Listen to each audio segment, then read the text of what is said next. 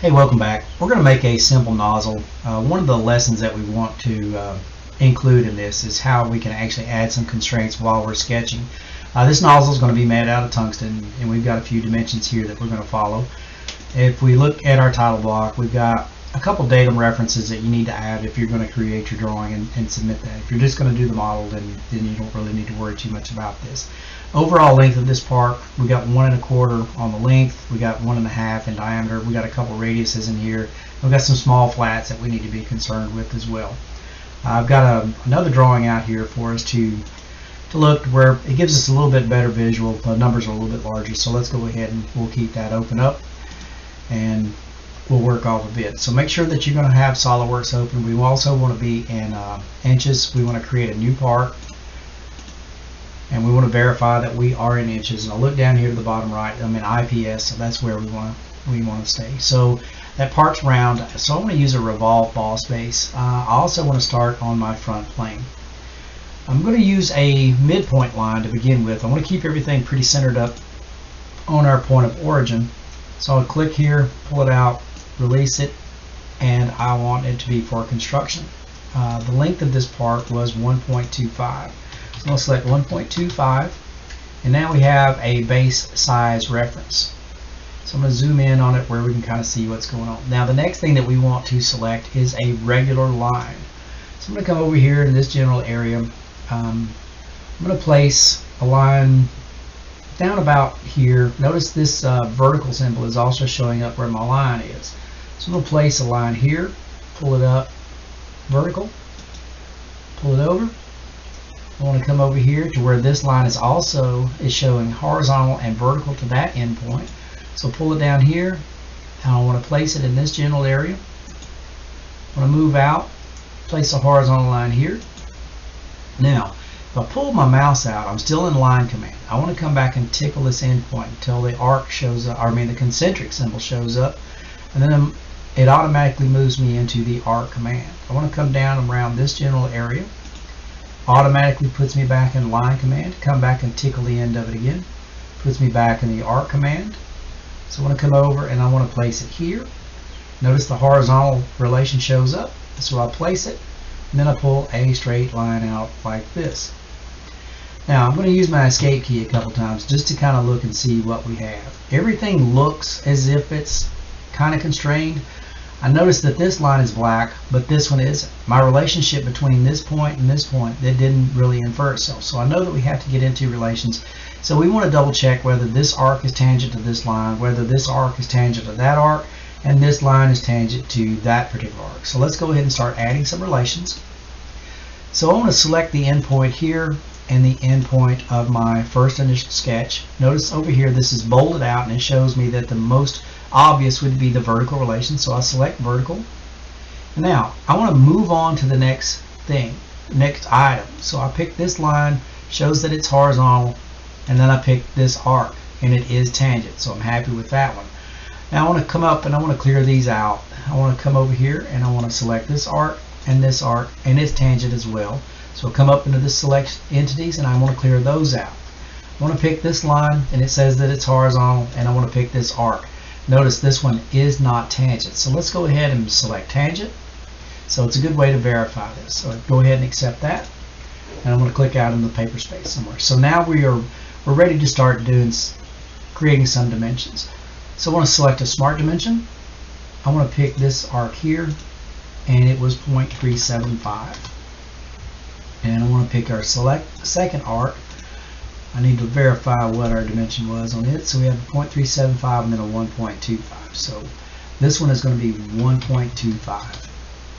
So our shape kind of moved around a little bit, and now we're ready to keep moving forward. One thing that we want to do is we want to take advantage of being able to double our dimensions with this center line, or this axis right here.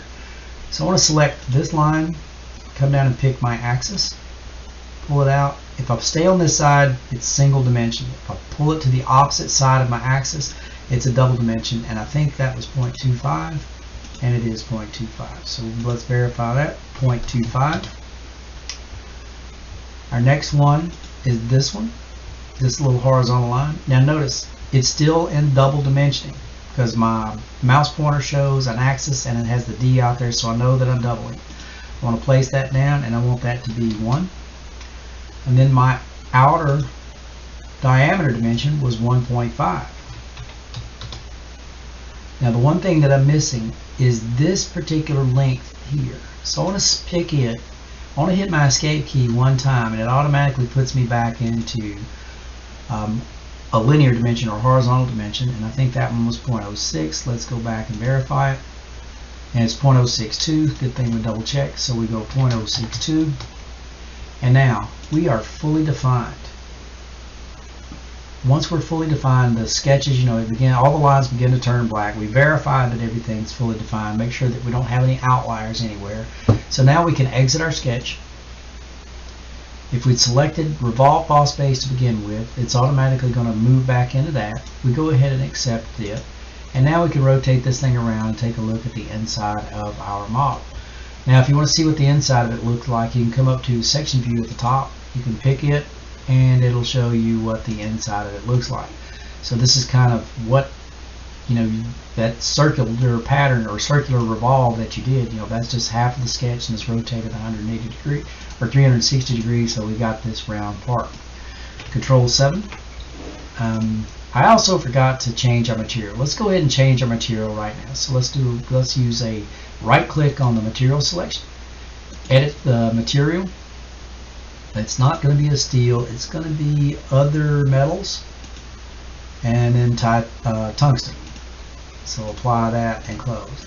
Notice your color changed, and now we've got some properties in here that we can start doing some evaluation if we needed to.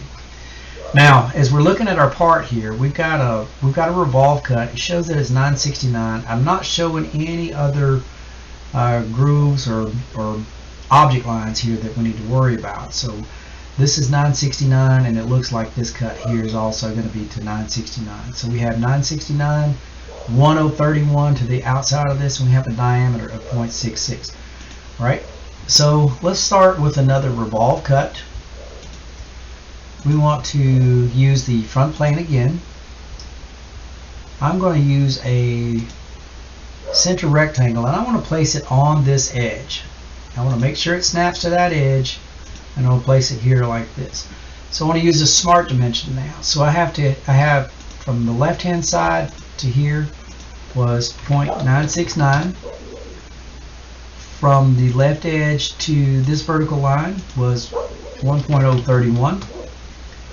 And then I don't have an axis to revolve this around, so let's draw an axis. And now we want to use a smart dimension from here to here, and that was 0.66. So we are fully defined again. Now when I exit out of this sketch, I have a center line here, and I have two center lines inside of the rectangle. The software doesn't realize which one I want to use as an axis. So when I exit the sketch, it's going to ask me what axis of revolution that I want, and I'm going to have to pick this axis here, and then we want to accept it. So now we got a groove going around our part here. So we want to create another extruded cut for this flat that's up on top of our part. This little flat right here that's missing. So if you're looking at the front view over here, you can tell that all of this is gone because there's no object lines or anything behind it. We look over here, and this is what this object line is as well. It looks like it's 1 1/8 up from the bottom because it's going to be fairly easy to check. So let's come back into our model, create an extruded cut. We want to be on this very top surface, and I'm going to use this rectangle command again. Don't be too concerned about if it's just staying on an edge or anything like that. So I selected that little top node up here at the top, and I want it to snap out here on the edge. Now, smart dimension. I'm going to select this bottom horizontal line. Then I'm going to come down and use my shift keys, hold the shift key down, pick the bottom of our circle, come out and place it out, and that was 1.125. What I didn't do is I didn't actually snap that to there, so I need to make those two vertical, and we're going to fully define that. All right, so I thought that I let it snap up here, but it didn't do it, so that inferred constraint that I thought I had was not there. So if it's not there, you need to come back in and you need to figure out what's missing. So you can come back and grab one of those little endpoints and drag it around, or you can grab the center point and drag it around as well. So we're now fully defined. We want to exit our sketch. We're now in the extruded cut command. I don't want to go with blind. I want to go up to a surface because I don't want to worry about it again. And then I want to pick that inside of that groove, the lower portion of that groove, and I want to go ahead and accept it. So that's how we end up with that particular part. So I chop this thing in half, take a look at the inside of it. We've got our groove. I want to go to the front plane right here. Let's change our view style to shaded with edges. And now let's take a look at our front view of our drawing. They look very similar. I think we're good enough to go ahead and save this part out. And you need to create your drawing, and you can submit this in your learning management system.